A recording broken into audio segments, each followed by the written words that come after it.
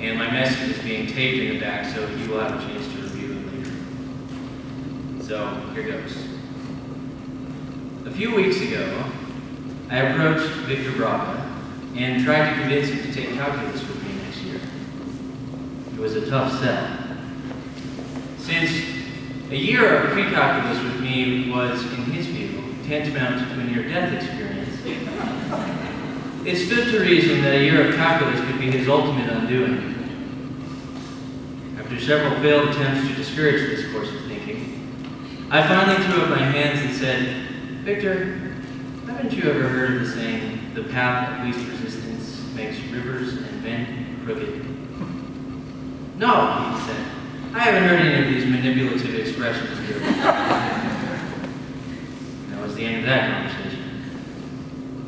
But if our talk had continued, I would have assured Victor that in fact this saying is the very reason why I'm convinced he will end up straight. While I have seen many students blithely commit themselves to this path of least resistance without a thought for where it might lead them, I have rarely seen Victor take this approach. Instead, Victor is active, diligent, always pushing forwards. He doesn't just ask about his requirements so as to produce the minimum effort. He doesn't just do what comes easy, or try to circumvent the complexity of issues when or wherever they confront him. No, he faces challenges head-on, looking for ways to go above and beyond, or to, as Jesus put it in his Sermon on the Mount, go 2 miles instead of just the one that is asked of him. His Q3 chemistry art project is a testament to this, a veritable interdisciplinary tour de force, full of knowledge, both chemistry and culture. The first and only project to earn over 100% in any of my classes over 3 years of teaching. But even routine homework assignments and quizzes from Victor have served as symbols of hope for me. At times when evidence of hard thinking and effort among my students was otherwise fleeting. I actually remember holding up one such assignment and saying, "Thank you, Victor, for making me feel like my life had some meaning to it," as I handed it back to him. Now, of course, when I said that, I was only being playful. But in recalling that statement, how I can't help but sense the truth. You do feel like your work has meaning when you are Victor's teacher.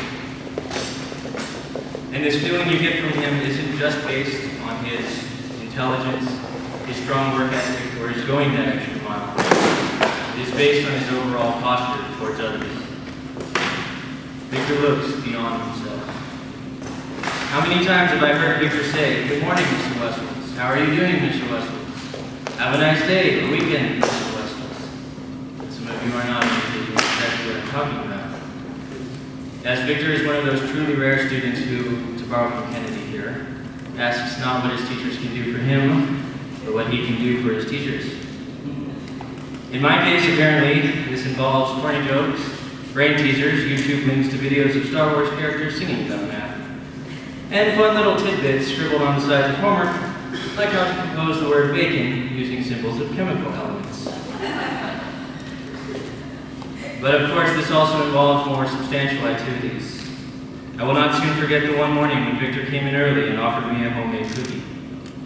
What struck me about this gesture was not so much the cookie itself, but what I knew it symbolized. This was a tacit apology from Victor on behalf of the whole chemistry class for messing up an experiment that I had recently spent a lot of time and energy preparing, and a recognition of the fact that I was feeling discouraged and frustrated in response.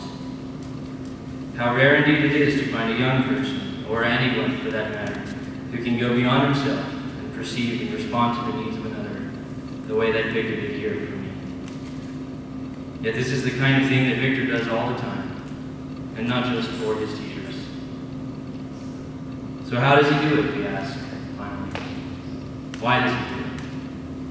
I think it has something to do with his God. What is it that distinguishes the God of the Bible from the God of Jesus Christ from all other gods? Is it glory, power, self-importance, magisterial greatness? I do not think so. Love and humility are what set him apart. In Jesus, God goes beyond himself and asks not what people can do for him, but what he can do for people. He is not so much the God of the big, proud, and powerful. He is the God of little, overlooked, discouraged, and sometimes frustrated people. Victor's daily attitudes, actions, and posture towards others prove that he understands this about God. And acting out this understanding is no path of least resistance.